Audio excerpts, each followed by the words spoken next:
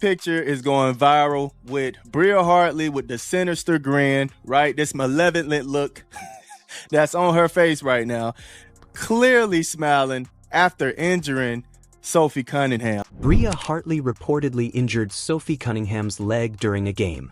Fans are questioning Bria Hartley's conduct on the court, particularly her collision with Sophie Cunningham. Was it simply a reckless play or something more sinister? The uproar erupted when cameras captured Hartley smirking as Cunningham staggered away in obvious discomfort. Cunningham, let's be clear here. Sophie Cunningham was targeted. Let's be very, very clear here. But Sophie Cunningham was flat out targeted by a dirty play. A seemingly normal basketball action became one of the season's most controversial moments. Was it an accident, or did Hartley cross a dangerous line?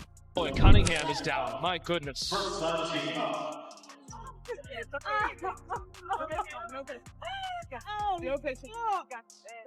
Timeout.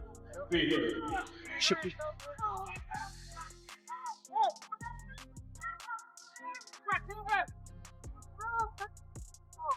Scary moment as we went to commercial. Sophie Cunningham hit the floor hard, and she is being helped off the floor, heading back to the locker. It all began with a hard drive in the basket. In the second quarter, Bria Hartley drove past traffic but collided with Cunningham's right leg due to her velocity. Cunningham collapsed on the floor, clutching her knee in anguish. Trainers assisted her in leaving the court due to her inability to continue. That just occurred. That's like she tries to slide over right there, and Hartley just kind of falls and makes collision with that lower leg. You see her immediately grab it. And she went down hard and was clearly in a lot of pain. This was not simply another injury. It was worse. Sophie was helped off, leaving the entire court silent. Cunningham was ruled out for the remainder of the game, leaving spectators to consider the consequences. Slow-motion replays did not lighten the punch. If anything, they made everything worse. The angle of collision, Cunningham's tight grip on her leg and unpleasant grimace conveyed the severity of the situation. Indiana Fever fans wake up pissed off today. Pissed off. Not only are we getting assaulted, but they're smiling about it. This is the sixth time they've smiled, laughed, and cheered on our Indiana Fever players getting assaulted, getting injured. And it pisses me off. The officials' failure to intervene exacerbated the situation. In addition to the play, the referees failed to review the event. The game proceeded without stoppage or review of the injury. Despite the obvious signs of a serious incident, fans questioned the integrity of the officiating after the game was not stopped and properly evaluated. Why didn't the refs intervene? Hartley deserves zero benefit of the doubt. And Sophie Cunningham's family not too happy. The event caused a social media fury, with followers demanding accountability. The WNBA faced criticism for failing to protect its players, which got louder by the minute. And all kind of excuses to say that Bria Hartley is not a dirty player. Let me tell y'all something, man. Come on in here, man. Let me tell y'all something. If it quacks like a duck, walks like a duck, eats like a duck, it's a duck, man. Come on, man. She is the dirtiest player in the WNBA right now, winning the trophy. All right? Winning the trophy for it. Don't sit here and try to tell me Bria Hartley is not a dirty. Cunningham's sister Lindsay and mother Paula expressed dissatisfaction at the lack of action. They did not simply call out the officials. Critics argue that the league penalizes athletes for speaking up while not holding officials accountable for their faults. How does the league stand on this? Sophie Cunningham was targeted, y'all. I'm telling you right now, Sophie Cunningham was targeted by Bria Hartley, and it just is what it is. It is what it is. I don't want to sit here and play games and act like, she wasn't. She was targeted by Bria Hartley, and that's just the fact of the matter. And people can act like it's not all they want. I told you guys this girl was a dirty player, and that's all she did today was show how dirty she is. However, that wasn't the worst part. As the cameras moved away from the court, something captured the eye of watchers worldwide. Bria Hartley smirked. She was spotted on camera smiling as Cunningham was assisted off the floor. Some viewed the response to a player's injury as harsh and unfeeling. The timing couldn't have been worse for Hartley. You can tell Bree Hartley, in my opinion, she launched herself into her knee. She did. And I've seen some of the reaction online. And guys, it's despicable. It really is. There's a lot of people celebrating this injury. And guess what? You can imagine who it is. It's members of the old WNBA fandom, the ones that root for Paige Beckers and Angel Reese and Asia Wilson and all the usual damn suspect. The clip went viral on social media, with viewers watching it repeatedly. They saw this as more than just lousy optics. Hartley appeared to be chuckling as Sophie Cunningham was taken from the court. This triggered widespread social media reactions. The focus shifted beyond the collision itself. It was about Hartley's lack of remorse. Kid 7 to shoot. Cardoso rolls, catch. Cardoso over the top, can't get it. Reese fights for the rebound and a foul, and this time gets a little chippy and a shove on Nelson Adota. And listen, this arena typically we'll see some ringside fights, and Charles this time trying to fight through the official, points a long finger as both teams walk to their respective corner. But we mentioned the physicality and that last possession, the contact being let go. This time, I think it was accidental by Hartley. And then Reese just with a big reaction. And Tina Charles, being the vet that she is, going to stick up for her team. If you know anything about Angel Reese, she is going to go hard. She's tough. She cares about making a stand for her team. And I love the reaction from Tina Charles as a vet. You want to see your vet. For many supporters, Hartley's reaction was not an isolated instance. Her past actions on the court made this moment more difficult to ignore. Hartley had established a reputation for aggressive and occasionally dangerous play. Earlier this year, she was seen on video grabbing Angel Reese's hair on a rebound, resulting in a furious fight.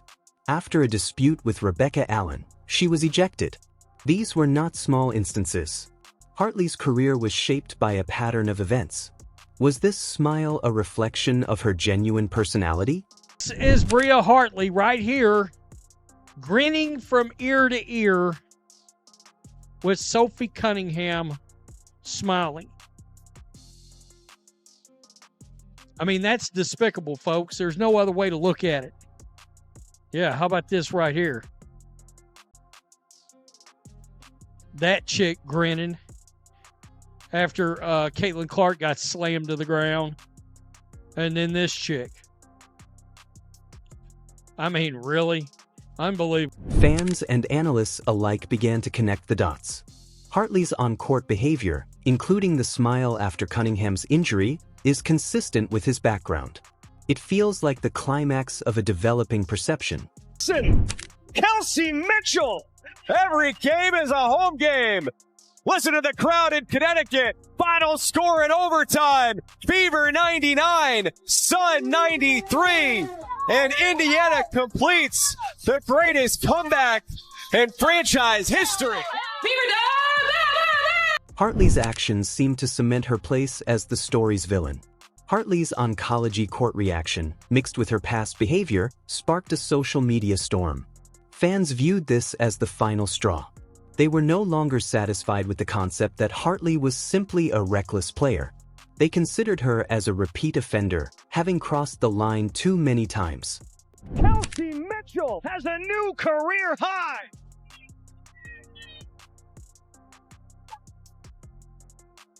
Backdoor Mitchell outsing in the paint for two.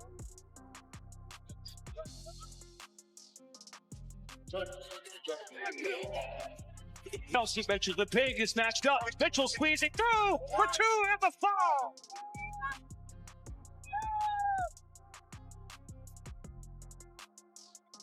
Fouls on the other end. It's Mitchell launching it. Cunningham's family couldn't hold back.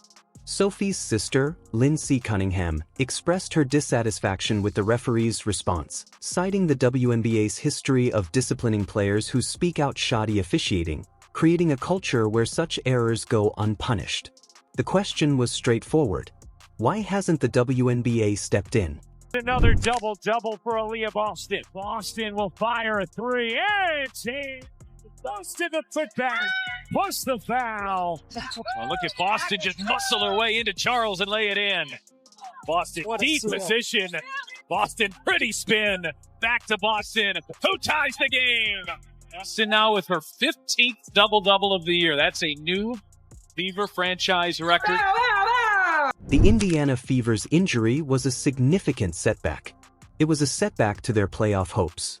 Cunningham's absence added to the team's already limited choices on the court, following the injury of other key players such as Caitlin Clark and Ari McDonald.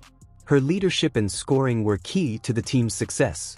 Without her, the Fever's playoff hopes were slim. How would they manage without her? Knifes off the screen. Charles is doubled. And Indiana looks like they're in a zone right now.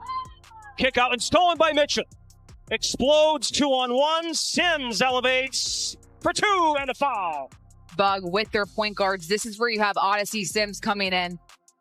Kelsey Mitchell making a great heads-up play here, but Odyssey Sims has done a great job early on coming in. Fans and pundits weighed in. The league's response or lack thereof became a major topic of criticism. Despite the possibility of suspending Hartley, the WNBA has yet to directly address the situation. Can Hartley be suspended for this? Analysts compared this episode to previous controversies in the league, raising concerns about the WNBA's willingness to overlook such conduct. Was this another example of the league failing to act?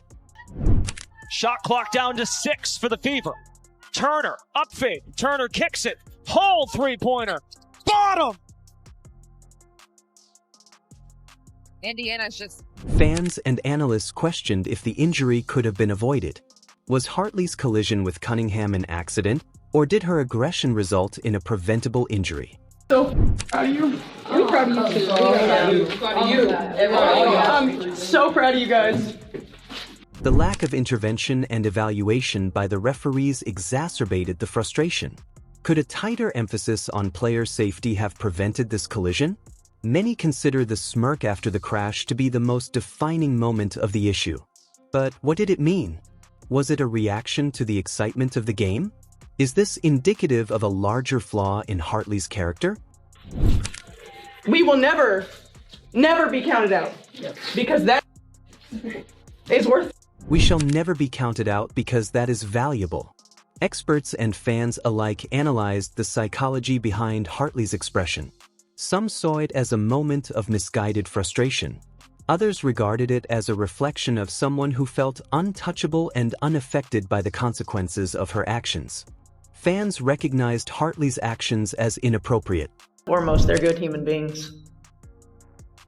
You know, they're selfless. They're tough. They don't care who gets the credit. They don't care whose day it is. They got something inside of them that you just can't teach. And, you know, they bring it out of each other. And it allows us to go through these incredibly tough times that we're going through, and always gives us a chance. The incident between Hartley and Cunningham raises questions about the WNBA's responsibility to ensure player safety. How much responsibility does the league have in preventing such behavior? For years, the WNBA has been criticized for not holding players accountable for abusive behavior. Fans are questioning the league's commitment to taking action as situations like these continue to occur. What are the WNBA's future plans for player protection?